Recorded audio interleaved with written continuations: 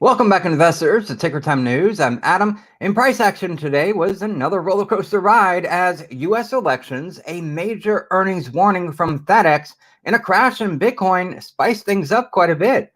Early action was defined by a risk on trade based on betting markets and polling data that showed an increased likelihood of gridlock in Washington, D.C.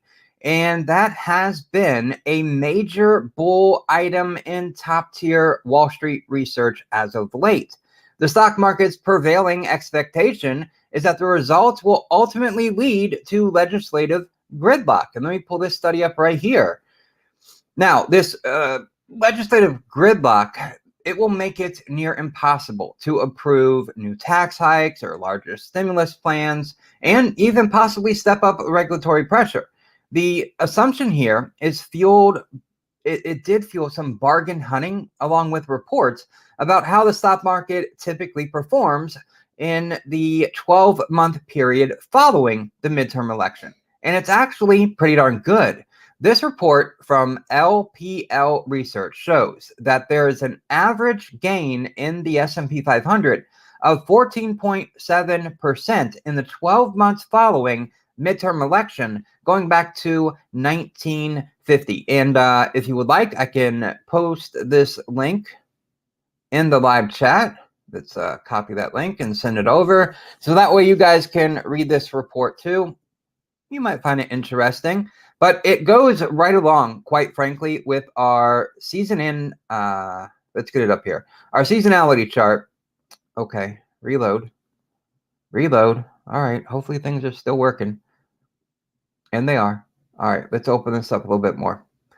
Okay, so this seasonality chart that we've been looking at all year long goes back to 1946, and it shows how the S&P 500 reacts and performs in a midterm election. The report that I put in the live chat, that's talking about the 12-month after. So from now until next year, at this time, the beginning of November, the S&P 500 returns about 14.7% on average. Now, on this chart, this is showing you the red line, how the S&P 500 performs for the year of a midterm election. And specifically, when there is a new Democrat president, and it's their second year in office. If you notice here, after a little slump in mid-November on the average, which is this little slump right here, we have a rally for the majority of December on this chart. So we have to be on the lookout here for potential chop going forward in November. But at some point in November, this chop should level out, and we should then get a rally into the end of the year. Now, tax harvest season is coming up. Big losses today. We'll talk about that later in December when it comes more important to how the market's going to react. But you can see here on this seasonality chart for midterm elections, we got something to look forward to that's actually good news, right? And this report here kind of backs that up. Now, with that said, there was a change midway through the day. Bitcoin crashed. Let's pull up Bitcoin's chart. It is down to 18,488, a big red candle. But you might say that's pretty typical for Bitcoin. It can move in wild ways. Now, this Bitcoin crash, it wasn't just Bitcoin. It was all cryptocurrencies. And it responded to more troubles from major crypto houses. In all, the crash in Bitcoin was on the exact same scale of Black Friday from 1987 for the stock market, with Bitcoin diving nearly 20% over the course of just a few hours. And that triggered concerns about possible margin calls that might have accelerated some selling of stocks to cover the margin calls happening in the crypto space. Now, the cryptocurrency market, it fell amid reports that FTX, which is a big one, it's a name that you heard earlier this year when there was trouble in the crypto market, because their CEO, they were going around and they were helping save some of the smaller crypto brokerage firms like BlockFi, for example. But the market fell amid reports that FTX was incurring or encountering a liquidity crunch, meaning they didn't have enough cash in the bank for the transactions taking place on their platform. Now, early selling interest was slowed down a bit, though, after there was a news report that Binance said it had signed a letter of intent to acquire FTX.com. Now, this is pending due diligence from the report, and it will help cover the liquidity crunch at FTX. So that's why the crypto market sank, fell, crashed, whatever adjective you want to use. And we can look at Ethereum. It was even worse for Ethereum. Ethereum was down, goodness gracious, 15, 16%. Huge wick, though. I must give credit to Bitcoin and Ethereum. There is a huge wick under those huge candles. So there was a lot of buying when these things actually reached their peak bottom. For Ethereum, just to give you an example, a low of 1227 today. 1227. It opened at 1568, fell to 1227, closed at 1334. And to give you perspective on Bitcoin here, let's pull that chart back up real quick. And of course, the chart has adjusted itself a little bit. Bitcoin opened at 20,593. It got to a low of $17,500 even. So you know how many orders there were for Bitcoin at $17,500 even for it to actually hit that point and bounce from? Wow. A lot of people were waiting for that specific number to hit and buy. And then Bitcoin closed at $18,550. So what, $1,000, $1,050 from the low of the day? Pretty darn far. All right, let me get back out of Bitcoin here and go back to the equity market, because FedEx today. FedEx did this not too long ago. And as a matter of fact, FDX, let's pull up the ticker symbol for FedEx. Not too long ago, FedEx came out, and what I'm talking not too long ago, a few months ago, FedEx came out and made a big stink in the market, talking about warning of pain to come. FedEx did it again today. FedEx issued a profit warning and said that the company is going to cut back on vendors. It's going to defer programs that it has, which means electric vehicles, no time soon. And they openly not even tried to guess what would happen for the company in 2023. They didn't want to even imagine what 2023 is going to look like. That's how bad FedEx sees it. And FedEx called it the last time. So if you thought we had down earnings, X energy, this earnings season, wait to Q4 when it reports in Q1 of 2023. Look out for earnings recessions there. Now, the odds of a hard landing also ramped up today. Stocks fell because of it. Let's go back to the SPX for the S&P 500, and let's go to the 15-minute chart. I'm trying to make today's live stream as quick as possible. I know the politicos out there are very excited about tonight, and I'm sure you'd rather be watching the election results than me, so I'm going to try to make it quick. Let me open this up. Give me just a second to fix this chart. I know it all just disappeared. This is the 15-minute time frame. I have the last two sessions on the board. Let's pull it up. All right. Almost there. Down goes the fool's gold.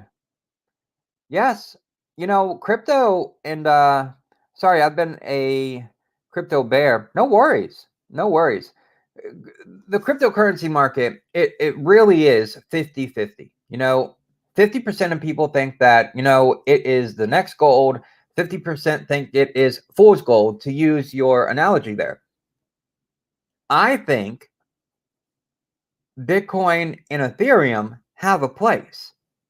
The other coins, the altcoins, I don't. I just don't. I don't think there is a place for them mainstream. Maybe niche wise, sure. But I think Bitcoin and Ethereum have a place in our future as we become more digitalized, especially the smart contract aspect of Ethereum. That's my biggest point with Ethereum is the smart contract aspect. Outside of that, a new currency, maybe, maybe not. I don't know. I have no idea. But I am a bit bullish. I know there will be a prolonged period here of bearishness for Bitcoin and Ethereum, and I mean going all through next year. I don't think we're going to get significant bull runs for either of them until the next halving, which is in 2024 for Bitcoin. Other than that, take it however you want. That's fine. We all have our opinions. We all have our theses on the market and on equities and treasuries and currencies and crypto, what have you. It's all good. It's all good. So being a bear on crypto, on Bitcoin, that's completely fine. It's all good. Okay, on the 15-minute time frame here, you can see that dip that took place early afternoon, right? Most of that was, I believe, margin calls for crypto. That played a big role in this, I do believe, because it fell significantly. You can't fall 20% in a few hours and not expect margin calls. Then, on top of that, FedEx warning. They were right the last time they warned, and they are in the transportation sector. Now, if you are a proponent of Dow theory, you will understand the massive role that FedEx plays in that theory. So FedEx coming out and doing another warning and not even acknowledging what could be possible in 2023 is a serious red flag for the market. Now, that's not to say that we cannot get some pent-up demand and a little rally going. That's possible. Thursday is going to be the key. That's either going to send this market higher or send it lower. Quite simply. I do think that depending on how midterm elections play out, we'll find out tomorrow, hopefully. But it looks like we're going to have gridlock in Washington, which is a good thing for the stock market because it means stability. No crazy bills from either side of the aisle are going to get passed. That's stability. That's certainty. And the market loves certainty. It's the uncertain times that the market cannot stand. That's why, beginning of the year, when Russia invaded Ukraine, big turmoil in the market. The market doesn't like uncertainty. So that's what we're watching for. Now, the afternoon selling, it took the S&P 500 just below the 3,800 level. I was watching it. Like my eyes were glued to the chart, watching it tick down minute by minute. When it got to 3,800, I was curious. Will buyers step in at 3,800 and keep us above that? Because as we have seen over the past few months, the 3,800 level, the market is bullish above it, bearish below it. So when it dipped just a few points, it got down to what, 37.96 or 37.86, somewhere around there. Buyers stepped in. Buyers showed up to help get the market back on a winning track. That was a good thing. That was a positive short-term bullish development. But as we got into the final hour, the tone shifted back to the other way, and stocks got back into the squeeze there. Okay. So we got to a high. Where would this be? Right about 38.60 or so today. And then we got to that low around 37.80 86, 37.90, around there. It was pretty interesting. I was planning to swing them too. Oh yeah. Got stopped out flat on my AMD calls today. NVIDIA was definitely a winning play today. AMD, I'll look at those in just a moment because I did want to talk about AMD for a moment. Yeah, playing this swing could have been beneficial. Let me go back to the daily view here to show this and where these levels are. I mean, they're almost playing out perfectly. All right, let's leave the chart like it is for right now so we can drill in here. Now, the last rally that we got, okay, and I'll get my highlighter back out. The last rally we had, right, the mid-October following this blue trend line here to the top. This rally right here is the exact same angle as the late October rally was. That's interesting. That is very interesting. Now, the candles here, their shapes are a little bit different. However, I mean, like this candle right here, this is definitely a spinning top candle, which is a neutral candle. But that ended up being a nice little bottom for this 3-session rally. And if you look at how the market is going right now, holding above 3,800 today, well, bouncing back above 3,800, that is bullish. And I think we are on our way to 3,900 or 390 on the SPY. Okay?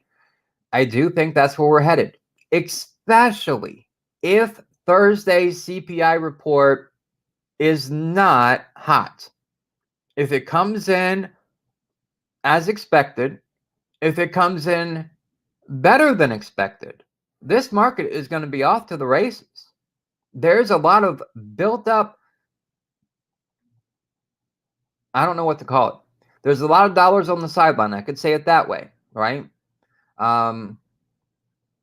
So we could be going in that direction. Another thing to point out, and we talked about this yesterday, it was critical for how the market was going to perform today, and that was the dollar, okay? The dollar was critical to today's performance. The dollar broke down, but it didn't break down as bad as you might think, right? There's been this correlation between the dollar and equities, especially the SPY and the S&P 500, all year long. Now, let me open this up a little bit more, and let's talk about the dollar. Now, the purple lines are the expected move for the dollar for this week, all right? Those are the actual expected moves. So we're getting down to the lower end of the weekly expected move, but we are still within that range. That's a positive for the dollar. If you want to keep clinging and hoping that the dollar is just doing a sideways dance here today, right? Last week, it broke just slightly below this trend line, just slightly, which was a lower low than the previous week. The dollar hasn't done that in 2022, making a closing lower low. Then today, right, we get this close lower than last week. Is the trend reversing for the dollar? It seems like that's what is being set up here. It seems like the dollar, remember yesterday, I talked about the market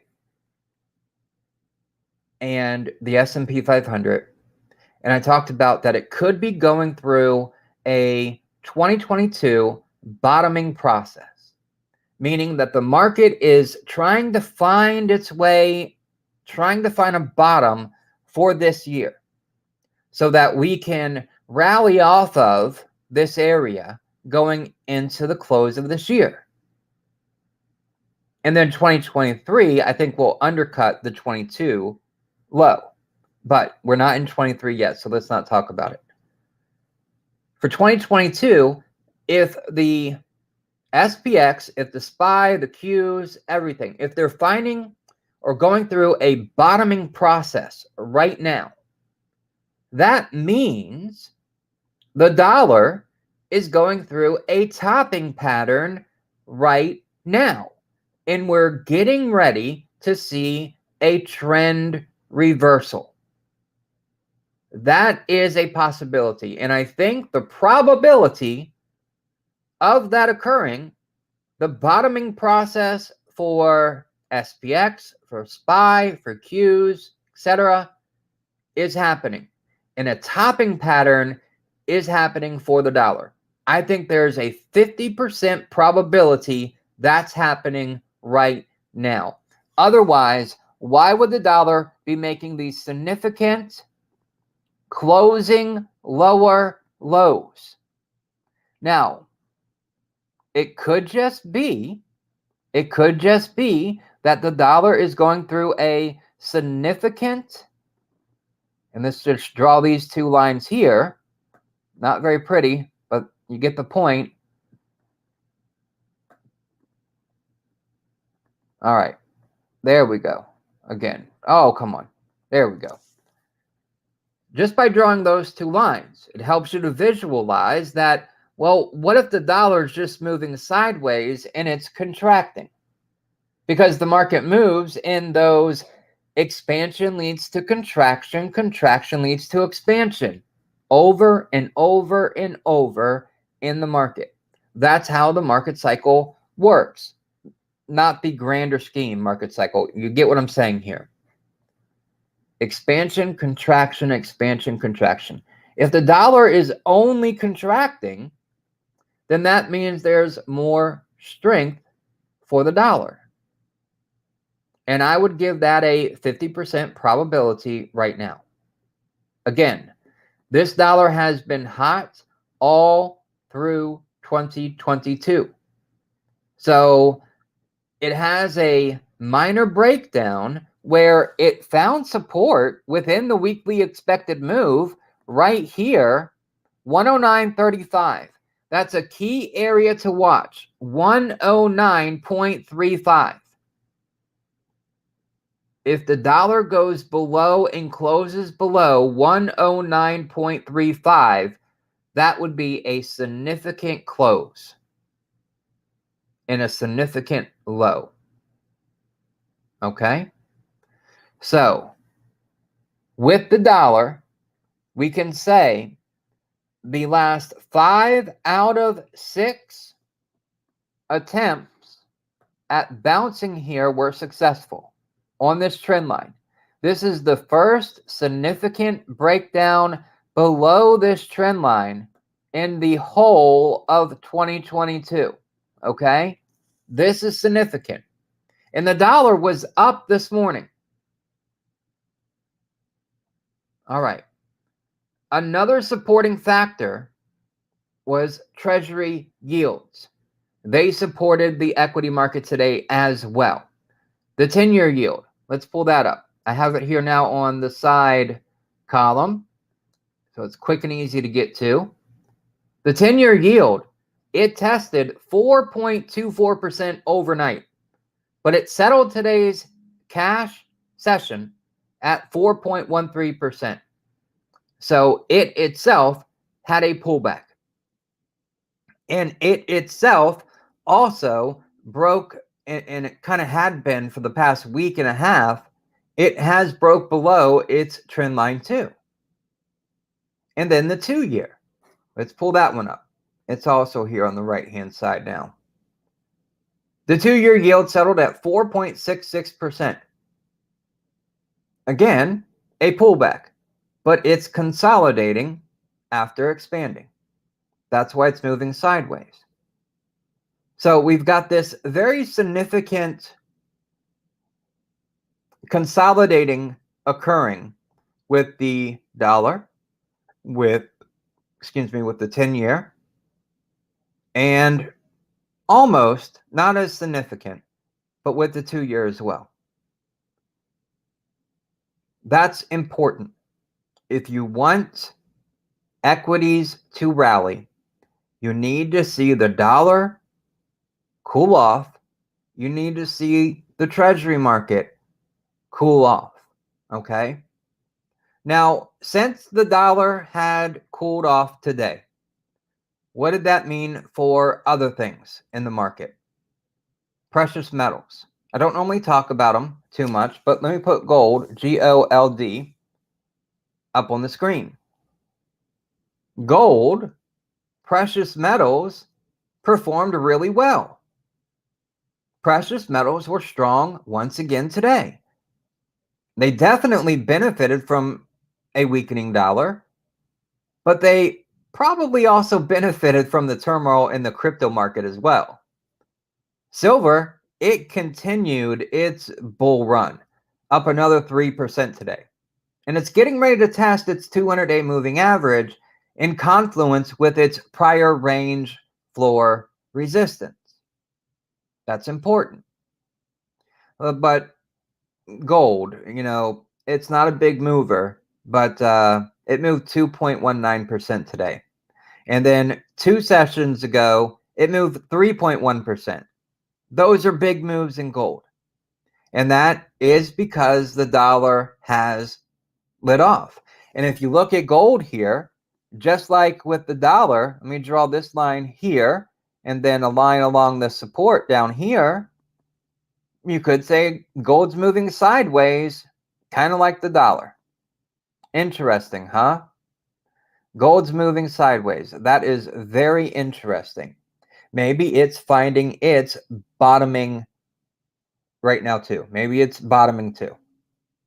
It's possible. Now, for the sectors today, all 11 of them, materials was in the number 1 spot. XLB for materials. It was up 1.7% and it enjoyed first place thanks to earnings-driven gains in a couple of pretty big companies. DuPont. I don't know why I say point. Ticker symbol DD. It was up 7.4%. Mosaic, MOS, up 6%. But consumer discretionary, XLY, it was the sole negative sector today, or the sole sector in negative territory, I guess I should say. Down 0.3%. Then we got semiconductors. They were a bright spot in the market today. The Van Erik Semiconductor ETF, ticker symbol SMH, up 2.2%. NVIDIA, NVDA, is the ticker for NVIDIA. It was up 2.1%, and it was a winning standout for the group. Why? There was a Wall Street Journal report that it had come up with an alternative chip for its Chinese customers that does not violate the U.S. export controls. We'll see how long the U.S. government lets that go. I'm sure that chip is going to be scrutinized by the U.S. government, and this could be a short-term win for NVIDIA. But if the government says, nope, we're going to change up our guidelines so you can't skirt them with this chip, that's going to be pretty darn negative for NVIDIA. Now, NVIDIA, the past couple weeks, it's been performing pretty good. It slowed up a little bit with the FOMC meeting. But the week prior to that, and then this week thus far, it's been a good performer. I'm thinking CPI finally comes in low. It's a possibility. There's a good possibility. We'll talk about it more in depth tomorrow. This is a real good question here. Are Santa Claus rallies face rippers or a melt up? They typically melt up. It's typically not a boom, big move within 1, 2, or 3 sessions, rip your face off type of rally. It's typically 2 or 3 weeks long. And that's considered the Santa Claus rally. It's typically the 1st of December going closer to the 3rd week of December. And then the final week of trading is typically There's the low volume, which can cause some wild swings sometimes.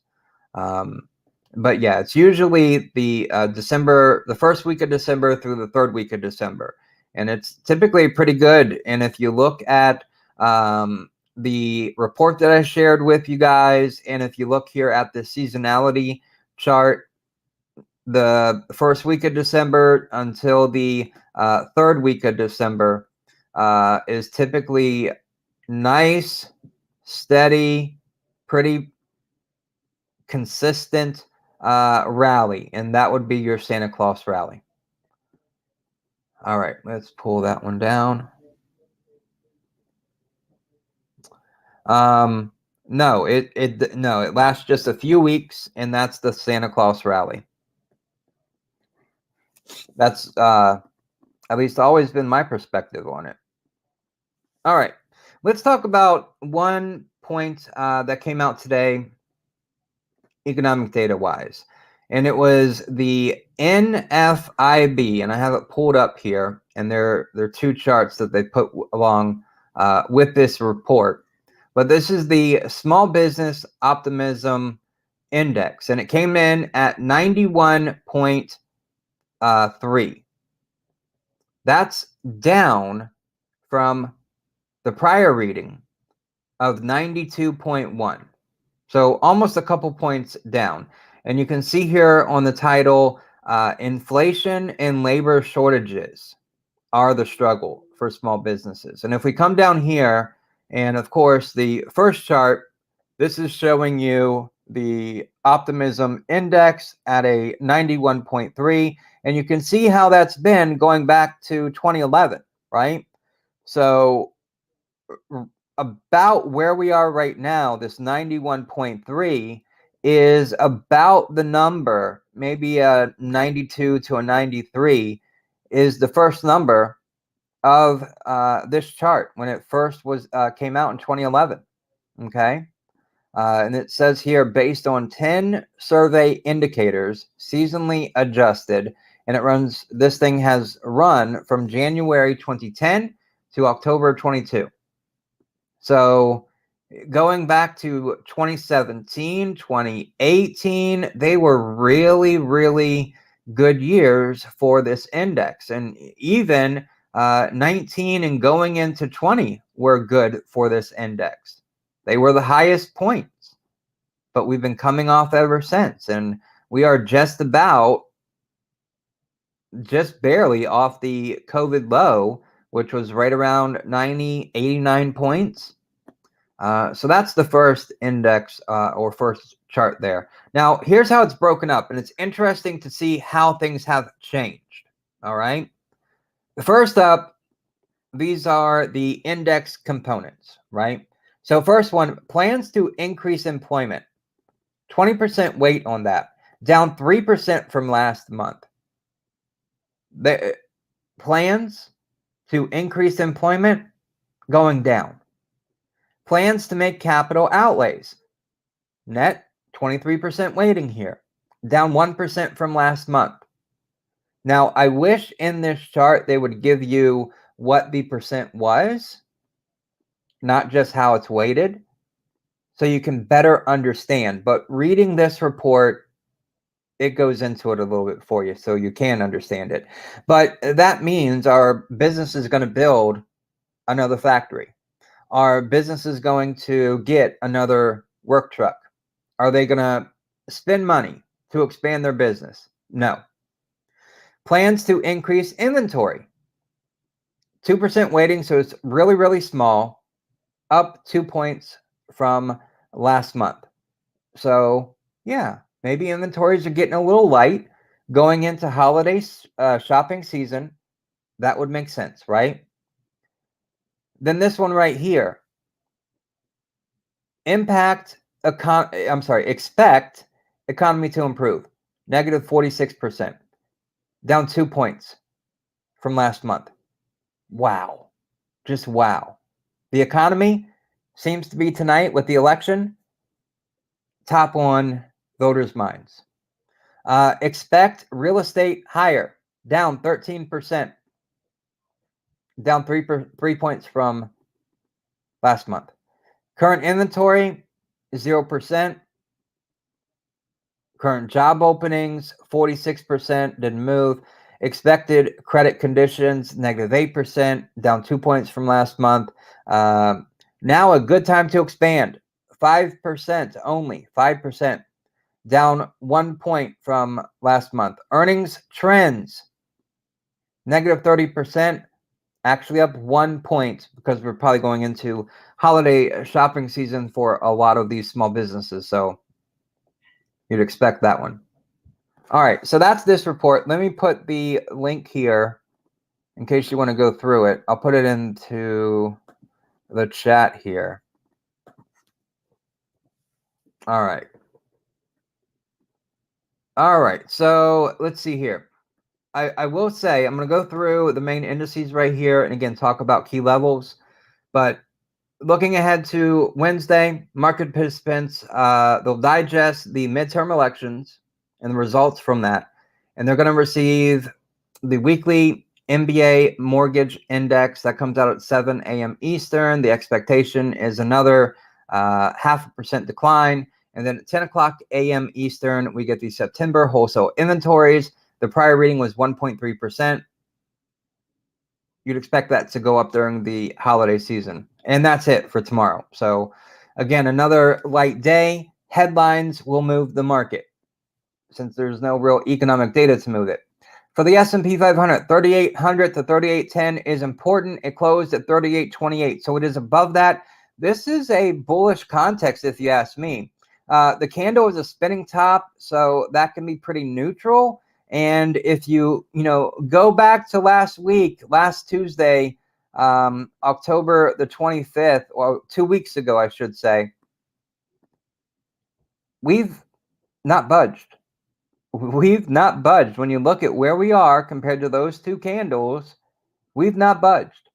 So tomorrow, it could be a green day if the news stays positive or neutral. And then Thursday, if CPI is not hot, then we could just pull right along this trend line here, moving higher, going to 3,900, and then testing that and potentially going much higher. 41.15, I think that would be a capping out point, so about 410 on the SPY. But that is doable if CPI comes in and it's in a normal range. It hasn't gone up, so that'll be interesting to watch. All right, let's go over to the SPY.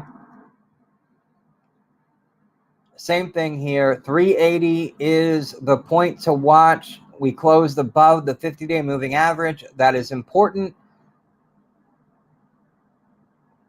If we can stay above 380 and we close at 382, then we can just continue to go up 390 and maybe 410 if things are good on Thursday. Q's a little different of a situation. The chart load. Getting to the upper end of the weekly expected move on the SPX and the SPY, I think is totally doable this week. Even for the Qs, it's not that far off. The upper end of the weekly expected move is 275.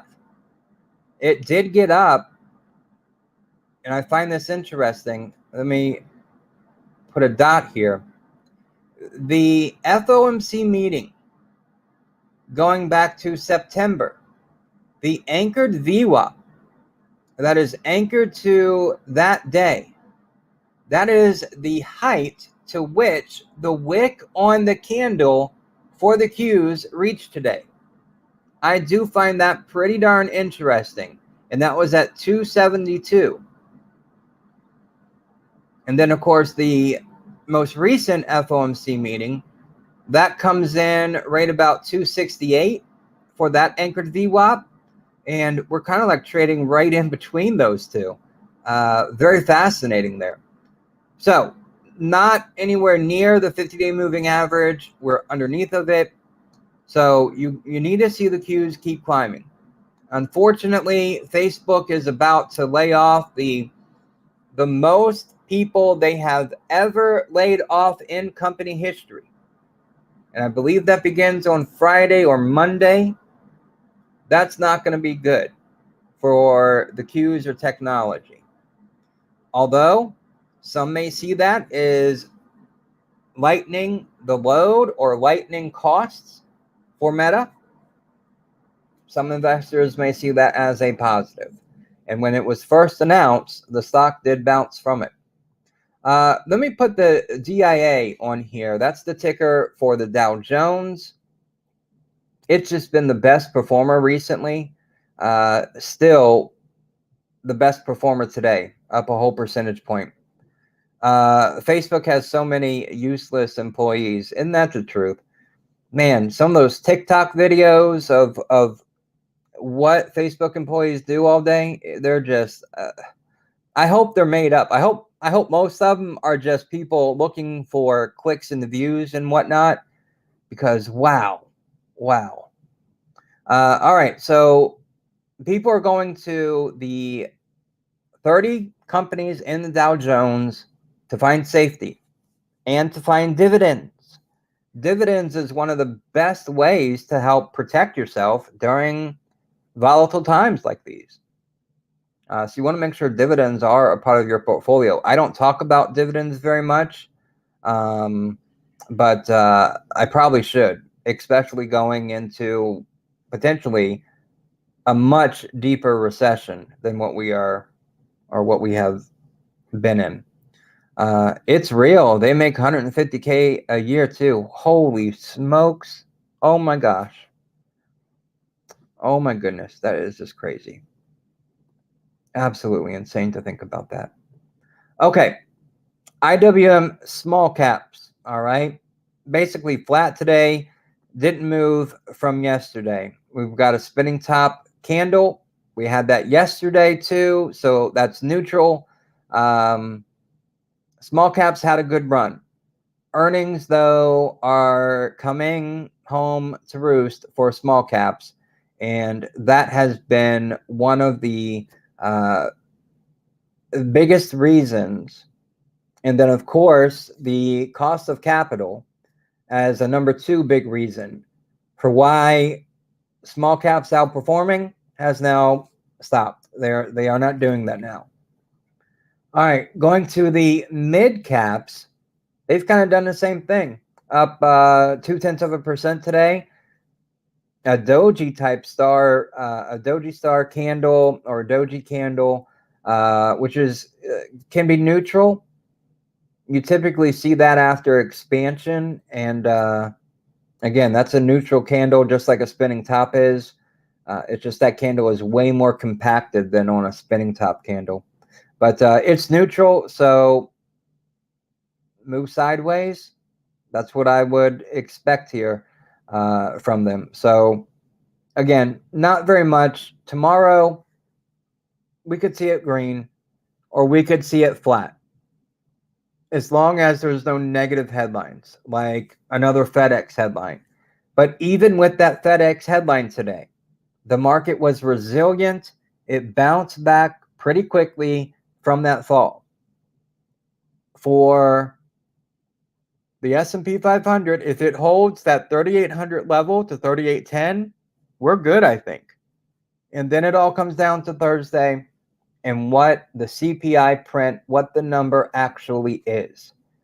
Again, if the number is decent, then I think we're off to the races. I think this market will rally and rally strong. I really do. But if that number is still ticking higher, this market could reach its top just like it did a week or so ago, right here. Okay? And that level precisely is at 3,900. Okay? So we could be on our way to inching closer to 3,900, and then CPI, that's going to dictate whether we break it or not. And if we break it, we're off to the races, I think at least to the 4,000 to 41.15. about 410 on the SPY. And I think we could really go that distance if CPI comes in light. If the number finally curls over, especially the core CPI number. If that was a 5.9, this market would be so excited. And there's so much pent-up demand, so much cash on the sideline, just waiting to be put to good use. But you also have to think about the past 2 weeks with all the volatility. We've gone nowhere.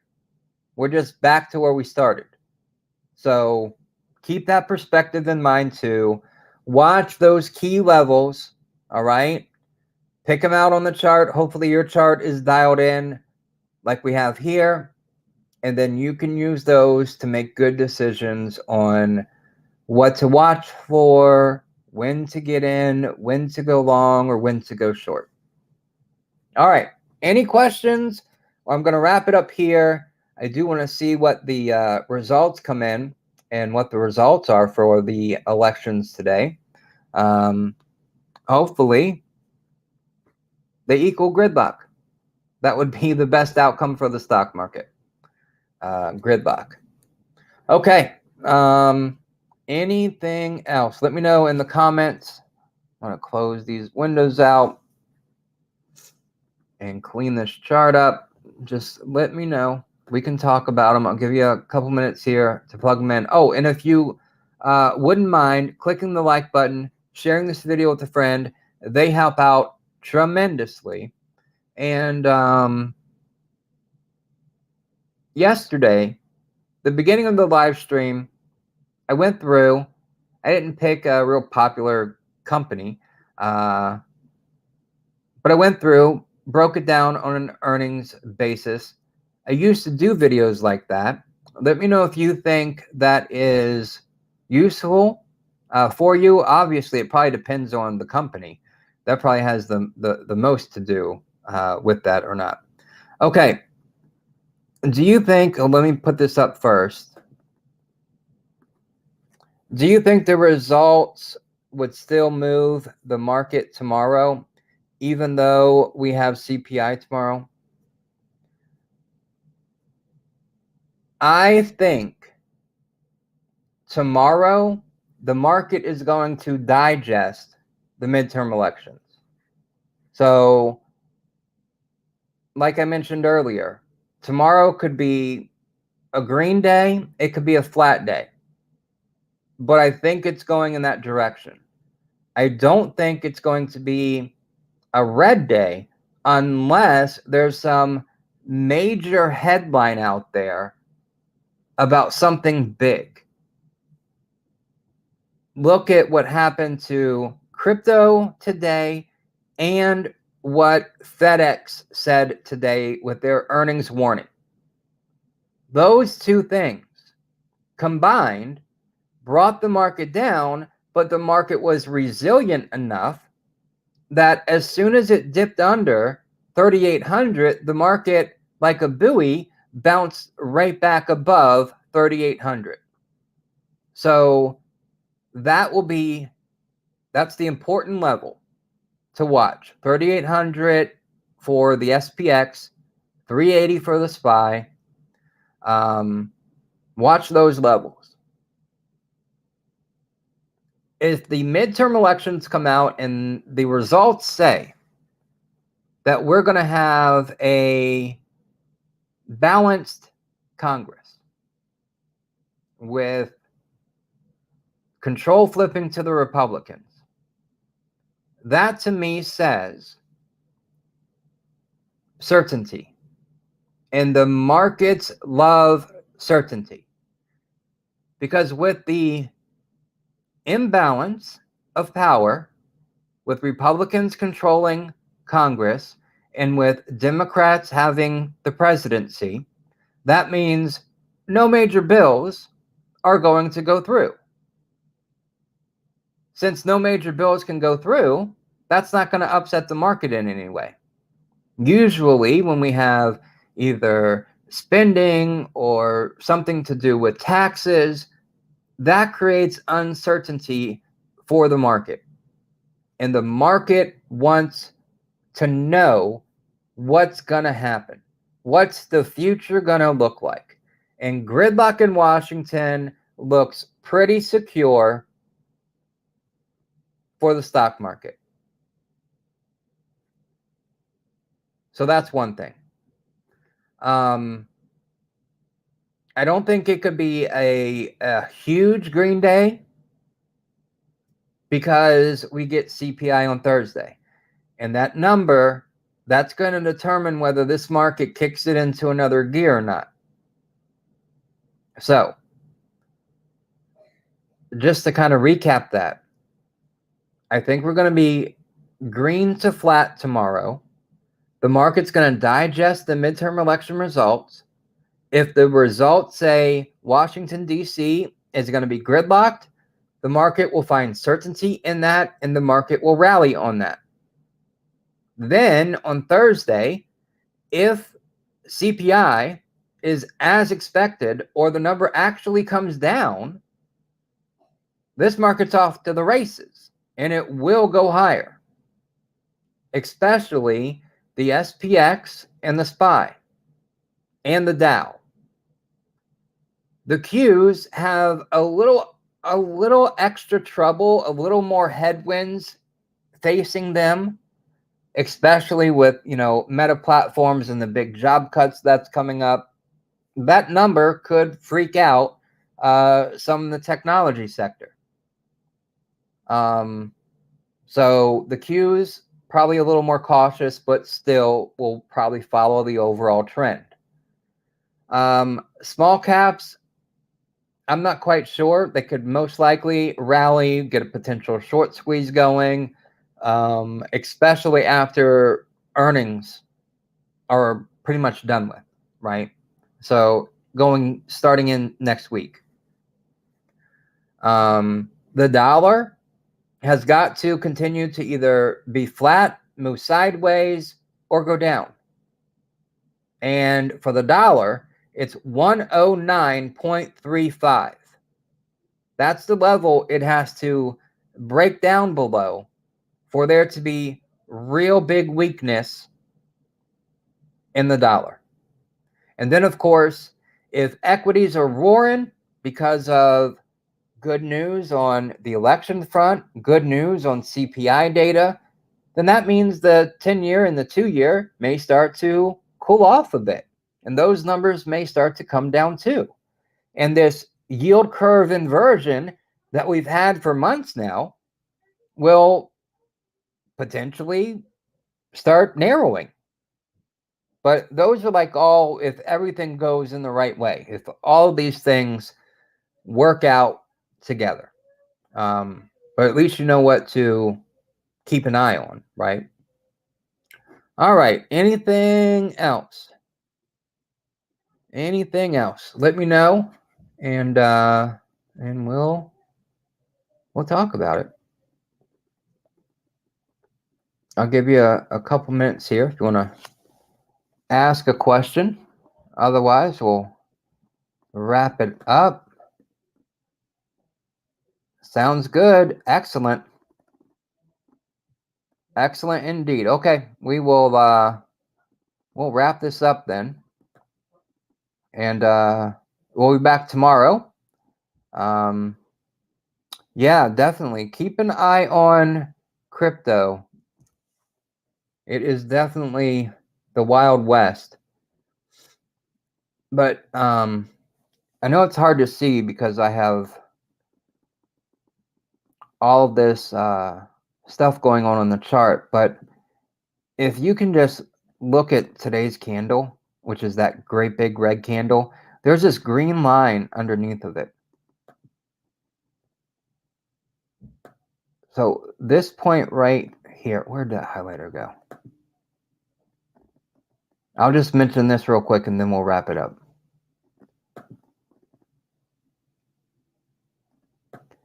This point right here, that's where the wick touched. And then that's where the candle closed. So if we go back here,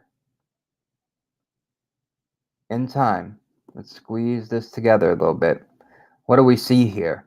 The last, well, not the last big fall, but one of the big falls. Where did the candle end up at? Right there, right? So that's a significant point, 17,500. And then, of course, we got to go way back in time to get to that point before. But 2 for 2 now, 17,500 on Bitcoin, 2 for 2 has been the low, okay? And there has been buyers stepping in. So it's a very, very interesting price point to keep an eye on for sure. For sure. 17,500. All right. Well, we will wrap it up. I will see you tomorrow. Have a good evening. And I'll be back here tomorrow after the market closes to talk about what happened, why it happened, and what to expect moving forward. So thank you. Oh, one last thing. Got it. Didn't FedEx just say a few weeks ago? Yeah. Let me pull this up because this will make it real clear. Let me go to their chart real quick. And FDX is the ticker for FedEx.